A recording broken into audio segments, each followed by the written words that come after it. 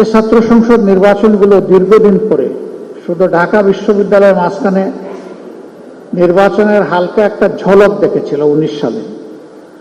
বাকিগুলার অবস্থা ছাত্র সংসদ যেন তামাদি হয়ে পড়েছিল, অপ্রাসঙ্গিক। কখন এটা হবে বিশ্ববিদ্যালয়ের ছাত্ররা তা জানতেন না। শুধু ছাত্র সংসদ কেন, সারা দেশটাকেই তো এমন করে ফেলা হয়েছিল। যার কারণে এই ছাত্র সংসদ নির্বাচনের তীব্র আকাঙ্ক্ষা জুলাই বিপ্লবের পর ছাত্র সমাজের মধ্যে জেগে উঠে এবং তারা আওয়াজ তোলেন। এ পথে বাধা ছিল, সব বাধা মাড়িয়ে 4টি বিশ্ববিদ্যালয় ইতিমধ্যেই নির্বাচন অনুষ্ঠিত হয়েছে। আমরা আশা করছি বাকি পাবলিক বিশ্ববিদ্যালয়গুলোতেও যথাশীঘ্র নির্বাচন অনুষ্ঠিত হবে। নির্বাচনে যারা অংশগ্রহণ করেছেন তারা সকলেই অভিনন্দন পাওয়ার যোগ্য, কারণ অংশগ্রহণ করাটাই একটা বীরত্ব। লড়াই করে যে বীর সেই। নির্বাচনী এই যুদ্ধে যারা অংশগ্রহণ করেছিলেন সকল ছাত্র সংগঠনের সকল অংশগ্রহণকারীদেরকে আমি অভিনন্দন জানাচ্ছি, এবং বিশেষভাবে যারা নির্বাচিত হয়েছেন তাদেরকে আরেক দফা অভিনন্দন জানাচ্ছি। তবে এই অভিনন্দনের সাথে আমাদের অনেক প্রত্যাশা, এ জাতির প্রত্যাশা। আমি দলের কোনো দায়িত্বশীল ব্যক্তি হিসাবে বলছি না, আমি দেশের একজন নাগরিক হিসাবে বলছি।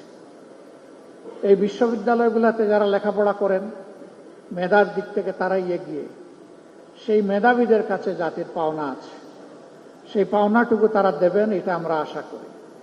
কি হবে এই ক্যাম্পাসগুলো? আমাকে কেউ জিজ্ঞেস করলে আমি বলি, এই ক্যাম্পাসগুলো নূতন নেতৃত্বের হাতে এমনভাবে গড়ে উঠবে, পরিচালিত হবে। সমাজের যে স্লোগান আমরা পরিবর্তন চাই, সমাজের যে স্লোগান আমরা নূতন বাংলাদেশ চাই, এখানে পরিবর্তনও পাওয়া যাবে, নূতন বাংলাদেশের মানচিত্রও দেখা যাবে।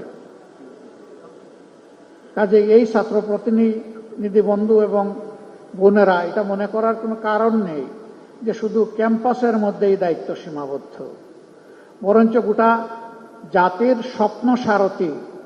এই স্বপ্নকে ধারণও করতে হবে, আবার স্বপ্নকে বাস্তবে রূপ দিতে হবে। আমাকে লোকেরা আরো জিজ্ঞেস করে আগামীর বাংলাদেশটা কেমন হবে। আমি বলি যে কয়েকটা দিন অপেক্ষা করেন, যেমন হবে ঢাকা বিশ্ববিদ্যালয়, যেমন হবে চট্টগ্রাম বিশ্ববিদ্যালয়, যেমন হবে রাজশাহী বিশ্ববিদ্যালয়, যেমন হবে জাহাঙ্গীরনগর বিশ্ববিদ্যালয়, তেমনই হবে আগামীর বাংলাদেশ ইনশাআল্লাহ।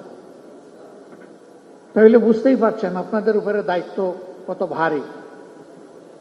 কিন্তু আমি বিশ্বাস করি এই ভারী দায়িত্বের পাহাড় নয়, পর্বত আপনারা ডিঙ্গাতে পারবেন ইনশাআল্লাহ। আমি সবসময় তারুণ্যের বিকাশের পথে, আমি তারুণ্য নির্ভর একটা বাংলাদেশ দেখতে চাই, এবং আমি নই, আমরা সবাই দেখতে চাই, 18 কোটি মানুষ দেখতে চাই। এই তরুণরা আগামীর বাংলাদেশ কিভাবে গড়বে তার রিহার্সাল হচ্ছে এখনকার ছাত্র সংসদের মাধ্যমে। আমি বাড়তি 3টা জিনিস আশা করব ভেরি স্পেসিফিক্যালি। নাম্বার 1, প্রত্যেকটা বিশ্ববিদ্যালয়কে সেন্টার অফ একাডেমিক এক্সিলেন্স হিসেবে গড়ে তোলার জন্য ফার্স্ট প্রায়োরিটি হওয়া উচিত এই ছাত্র সংসদগুলোর। এর সাথে অবভিয়াসলি শুধু বই খাতা মেলে পড়ব আর ক্লাসের একটা লেকচার আমি শুনবো দেখব, বিষয়টা তা না। বিশ্ববিদ্যালয়গুলো তো মূলত হচ্ছে গবেষণার কেন্দ্রবিন্দু। আফসোস এখন গবেষণা উবে গেছে, যার কারণে হাজার বিশ্ববিদ্যালয়ের তালিকায় আমরা নেই। আমরা চাই এই দুয়ারটা খুলে দেওয়ার পথে প্রত্যেকটি ছাত্র সংসদ অগ্রণী ভূমিকা পালন করুক। এটি হোক তাদের 1 নম্বর প্রায়োরিটি। এর সাথে শিক্ষার পরিবেশ নিশ্চিত করার জন্য যা দরকার ক্যাম্পাসে, যতটুকু ম্যাক্সিমাম সামর্থ্য কুলায় সেই এফোর্টটাকে ম্যাক্সিমাইজ করা দরকার। নাম্বার 2, অতীতের কলুষিত ছাত্র রাজনীতিতে আমরা শুনতাম, আমরা দেখতাম ছাত্র সংসদে যারা নির্বাচিত হন তারা বিশ্ববিদ্যালয় এবং কলেজগুলার বিভিন্ন উন্নয়নমূলক কর্মকাণ্ডে তারা জড়ায় পড়েন, তারা অংশ বসান, অসৎ উপায়ে রুজি করেন। আমরা সততার পরীক্ষায় এই ছাত্র সংসদগুলোকে শতভাগ উন্নীত দেখতে চাই। এখানে 1% কোনো ফেইলিওর এই জাতি দেখতে চায় না। কারণ ইতিমধ্যে যুবকদের নিয়ে জাতির যে অ্যাসপিরেশন তৈরি হয়েছিল, কারো কারো ভুলের কারণে সেই জায়গায় ভাটা পড়েছে। আমি চাই সেই ভাটার জোয়ার এই ছাত্র সংসদগুলোর মাধ্যমে ফিরে আসুক। তারা যেন প্রমাণ করে যে না, কয়েকজন মানুষের ব্যর্থতা মানে গোটা ছাত্র সমাজের ব্যর্থতা নয়, এটা আমরা মেনে নেব না। আমরা প্রমাণ করব ছাত্ররা সবসময় ন্যায় সত্যের পক্ষে, কল্যাণের পক্ষে, এবং ছাত্ররা সবসময় বৈষম্যহীনতার পক্ষে। আমার 3 নম্বর প্রত্যাশা, একজন নাগরিক হিসাবে ভবিষ্যতের বৃহৎ নেতৃত্বের জন্য নিজেকে তৈরি করো। তোমাদের হাতে নেতৃত্ব তুলে দিয়ে আমরা পিছন থেকে তোমাদেরকে শক্তি যোগাতে চাই। দেশের ককপিটে তোমাদেরকে বসাতে চাই।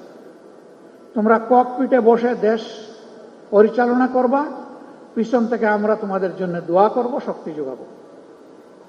ভুল করলে কানে কানে তোমাদেরকে বলে সংশোধন করব, কথা না শুনলে হাতে ধরে ঝাঁকি দেব।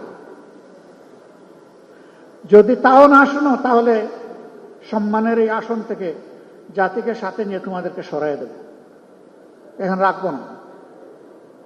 তোমাদেরকে সেইভাবেই প্রস্তুত হতে হবে। আমি গভীরভাবে বিশ্বাস করি তোমরা পারবা ইনশাআল্লাহ। তোমরা পেরেছ। একটা পর্বত প্রমাণ,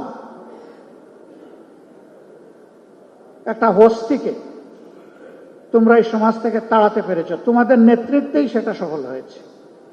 তোমাদের নেতৃত্বে ইনশাআল্লাহ আগামী নতুন বাংলাদেশ, বেটার বাংলাদেশ গড়ে উঠবে, এটা আমাদের প্রত্যাশা। আরো কিছু স্পেসিফিক কথা আছে, সুযোগ পেলে এই বৃহৎ পরিবেশে নয়, আরো কনসেন্ট্রেটেড এনভায়রনমেন্টে তোমাদেরকে বলার চেষ্টা করব ইনশাআল্লাহ। আমি খুবই দুঃখিত, অনুষ্ঠানের সৌন্দর্যহানি ঘটিয়ে আমার বক্তব্যটা আগেই দিতে হলো, কারণ আমার একটা পাবলিক কমিটমেন্ট আছে। এটা ফুলফিল করার জন্য এখন আমাকে রওনা করতে হচ্ছে। এই আয়োজন কিন্তু এখানে শেষ হচ্ছে না, এরপরেও কন্টিনিউ করবে। সকলের কাছে বিনয়ী অনুরোধ, পুরা আয়োজন জুড়ে আপনারা আজকের আয়োজকদেরকে ইনশাআল্লাহ সঙ্গ দেবেন। এখানে যতগুলা বক্তব্য আপনাদের সামনে পেশ করা হয়েছে, প্রত্যাশার পারটুকু নিশ্চয়ই আপনারা মাপতে পারছেন।